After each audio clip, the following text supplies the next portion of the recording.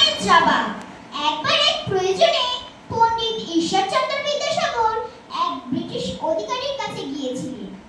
বিদ্যাসাগর মহাশয়কে দেখে সেই ব্রিটিশ কর্মকর্তা তাকে অপমান করার উদ্দেশ্যে বেঞ্চের ওপর নিজের পা তুলে দিলেন। এমনকি তিনি বিদ্যাসাগর মহাশয়কে বসার কথা বললেন না, কারণ তিনি ভারতীয়। নমস্কার মহাশয়। বলো, কেন এসেছো? আমি একটি বিশেষ কাজের জন্য আপনার কাছে এসেছি।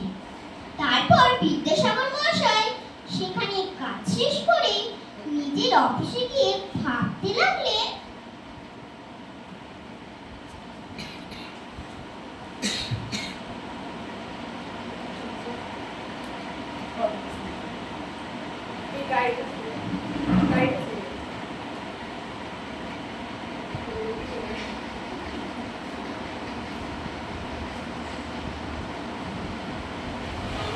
ভারতীয়, এই কারণে উত্তীর্ণ বিদেশ অফিসার আমাকে অপমান করলেন।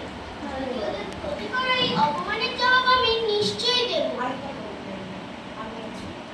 আমি একজন ভারতীয়, এই কারণে উত্তীর্ণ ব্রিটিশ অফিসার আমাকে অপমান করলেন। ভারতীয়দের প্রতি করা এই অপমানের জবাব আমি নিশ্চয়ই দেব। তারপর অন্য একদিন কোনো এক কাজের প্রয়োজনে ওই ব্রিটিশ কর্মকর্তা বিদ্যাসাগর মহাশয়ের অফিসে এসে হাজির। বিদ্যাসাগর মহাশয় সেই ব্রিটিশ কর্মকর্তাকে দেখেও বেঞ্চের ওপর পা তুলে রাখলেন। এমনকি তাকে বসার কথাও বললেন না, কারণ এর আগে ঘটে যাওয়া অপমানের জবাব তাকে দিতে চাইলেন। বলুন অফিসার, কি কারণে এসেছেন? তুমি তো মশাই বড় অসভ্য ভারতীয়, তোমার এত বড় স্পর্ধা যে তুমি একজন ব্রিটিশ অধিকারীকে অপমান করো।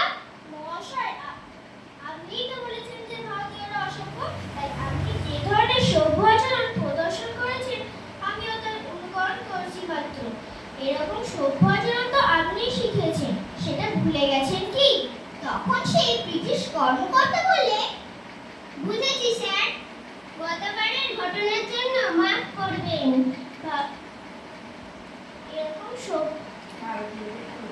ভারতীয়দের প্রতি দুর্ব্যবহার আর কখনো করবেন না। সর্বদা মনে রাখবেন যে ভারতীয়দেরও আত্মসম্মানবোধ আছে। অপমানিত হলে কিভাবে তার উপযুক্ত জবাব দিতে হয় তা একজন ভারতীয় ভালো করেই জানে। জয়